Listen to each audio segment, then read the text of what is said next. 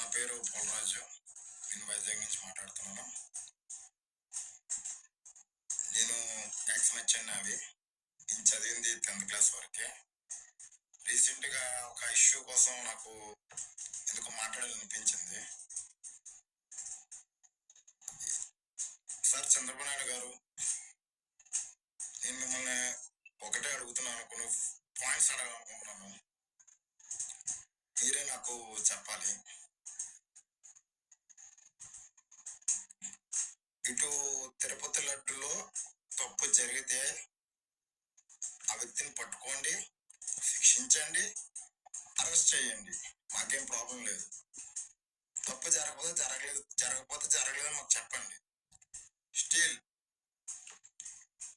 అది జరిగింది లేదో అనుమానంతో ఉండవలసి వస్తుంది. దిస్ ఇస్ నాట్ ఫెయిర్, ఇది కరెక్ట్ కాదు.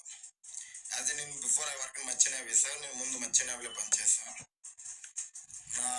ఇది ఇండియన్ సీమెన్ బుక్, ఇదేమో పాస్పోర్ట్. టోటల్ నాకు 2 బుక్లు ఉన్నాయి, 2 పాస్పోర్ట్లు ఉన్నాయి sir. I work in merchant navy. నేను మర్చెంట్ నేవీలో పనిచేశాను ముందు. మర్చెంట్ నేవీలో పనిచేశాను సార్. టోటల్గా నేను చాలా పనిచేశాను, చాలా నేషనల్స్ చేశాను, చాలా స్టేట్స్లో పనిచేశాను మన ఇండియాలో.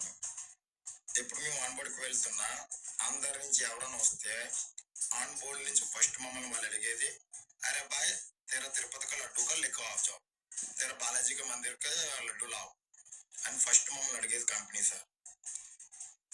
నాకు ఊహ తెలిసిన చిన్నప్పుడు మా బాబాయ్ గారు 2003లో వెళ్ళారు అనుకుంటాను. అప్పుడులో 20 లడ్డూలు 22 లడ్డూలు ఆయనకు ఉన్నట్టున్న 250 రూపాయలు చెప్పి బ్లాక్ లో కొని పట్టుకెళ్ళారండి షిప్కి. నాకు బాగా గుర్తు.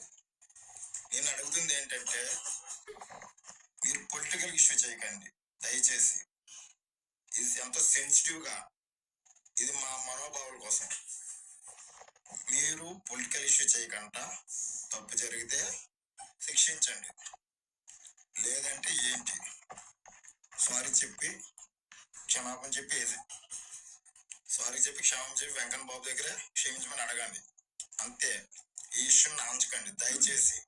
మీరు సిబిఐని పిలిపించుకుంటారో ఇంకెవరిని పిలిపించుకుంటారో మీ ఇష్టం, మాకైతే ప్రాబ్లం లేదు. మాకు తొందరగా క్లియర్ చేయండి సార్ ప్లీజ్.